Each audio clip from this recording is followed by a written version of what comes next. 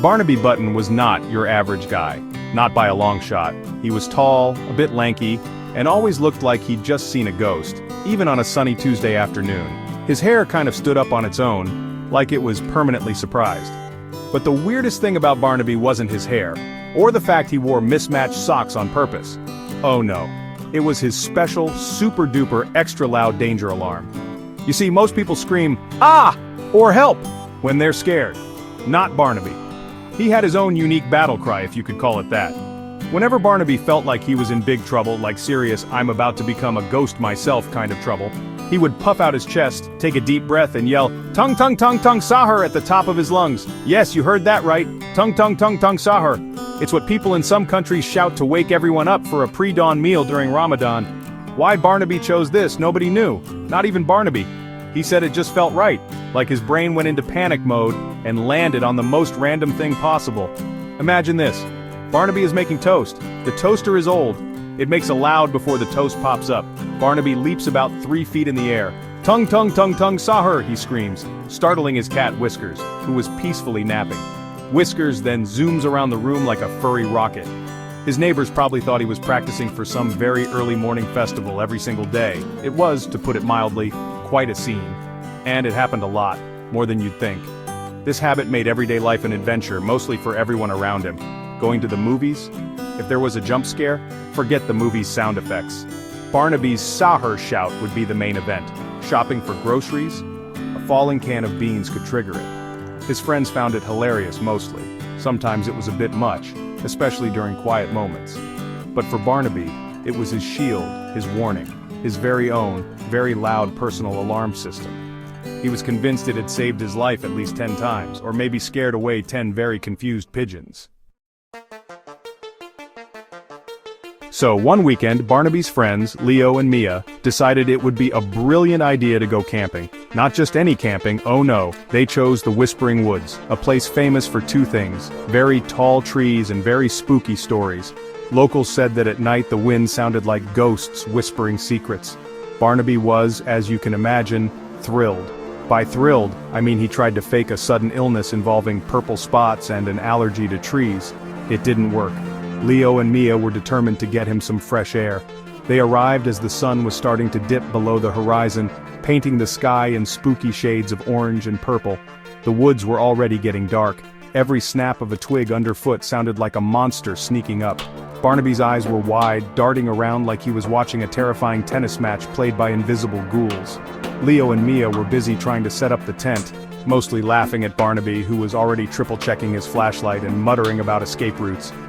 He insisted on pitching his tent closest to the barely used park ranger emergency phone. As night truly fell, the woods came alive with sounds, or at least Barnaby thought they did. An owl hooted and Barnaby nearly jumped into the campfire. "That's just an owl, Barnaby," Mia said, trying not to giggle too much. "A very, very large owl," Barnaby whispered back. "Maybe it's a ghost owl. They exist, you know. I read it on the internet." The wind started to pick up, rustling the leaves in the trees above. It really did sound like whispering. Barnaby pulled his sleeping bag tighter around him, even though it wasn't cold. Leo, trying to be helpful or maybe just trying to make things worse, started telling a ghost story. It was about a creepy creature called the Shadow Snatcher that lived in those very woods. Bad idea, Leo. Very bad idea. Barnaby was already pale, but now, he looked like he was going to faint. He kept shining his flashlight into the darkest parts of the woods, expecting the Shadow Snatcher to pop out any second. Every shadow looked like a monster. Every rustle was a footstep. He was a tightly wound spring ready to bow in. The campfire crackled, casting long, dancing shadows that twisted ordinary trees into menacing figures. Leo and Mia were roasting marshmallows, trying to pretend everything was normal, but even they were starting to feel a little bit jumpy. The woods were just so dark, so quiet except for those weird whispers. Suddenly there was a loud crunch from the bushes just beyond the firelight, not a small twig snap. This was a big, deliberate crunch, followed by a strange snuffling sound. Barnaby froze, marshmallow halfway to his mouth. His eyes were like dinner plates. "What? What was that?" he stammered, his voice barely a squeak. Leo grabbed a big stick, trying to look brave. Mia peered into the darkness, her own marshmallow forgotten. The snuffling got closer, then they saw it. Two glowing eyes low to the ground reflecting the firelight, and a large dark shape moving slowly towards them. This was it, the Shadow Snatcher, or a bear, or a Shadow Snatcher bear. Barnaby's mind raced through all the horrible possibilities. He was pretty sure his life was about to end. He was going to be monster food. This was the moment, the ultimate danger. Barnaby's internal alarm system went into overdrive. He took the deepest breath he'd ever taken in his life. His lungs probably touched his spine, and then he unleashed his ultimate defense mechanism. TUNG! TUNG! TUNG! TUNG! SAHUR! The sound echoed through the woods, louder than any owl, louder than any whispering wind. It was a magnificent, terrified, and very, very confusing roar. He screamed it with all his might, hoping to scare away whatever was lurking in the shadows. For a second, everything went silent. Even the crickets stopped chirping. The glowing eyes blinked.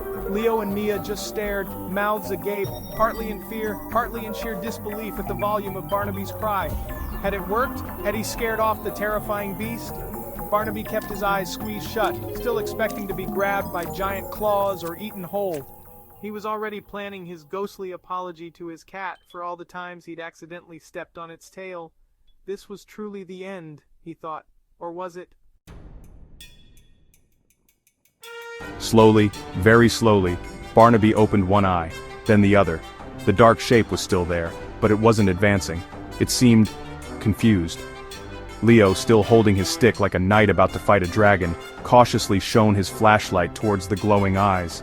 And there, blinking in the bright beam, looking utterly bewildered by the sudden SAHUR alarm, was a sheep. A very large, very fluffy, and very lost-looking sheep. It had a piece of fern stuck in its wool, making it look a bit lopsided. It just stared at them with big, innocent, sheepy eyes. The monster let out a soft "bah," as if to ask what all the fuss was about. Leo and Mia burst out laughing. They laughed so hard Mia had to sit down. Barnaby just stood there, his mouth still open, his SAHUR cry still echoing faintly in his mind. A sheep. All that terror, all that screaming for a fluffy sheep that had probably just wandered away from a nearby farm. The crunching sound? Probably the sheep eating something. The snuffling? Sheep snuffles. The glowing eyes? Normal animal eyes in the dark. Barnaby felt his face turn red. Redder than the campfire. He looked at the sheep. The sheep looked back, then casually started munching on a patch of grass, completely unfazed by its recent role as a terrifying creature of the night. "Well," Barnaby said, trying to regain some dignity, "you have to admit it was a very suspicious-looking sheep. And a very big one. It could have been a mutant ninja sheep. You never know these days." Leo just shook his head, still chuckling. "Only you, Barnaby. Only you could mistake a sheep for the Shadow Snatcher." The rest of the camping trip was much less dramatic, though Barnaby insisted the sheep was definitely watching them. They even named it SAHUR the sheep. Barnaby didn't stop his tung SAHUR habit, of course. He argued that it clearly worked. The sheep didn't attack, did it? So, in his mind, it was another successful deployment of his unique alarm, and who knows, maybe one day it really will scare off something truly dangerous. Or at least wake up a very confused flock of sheep for an early breakfast.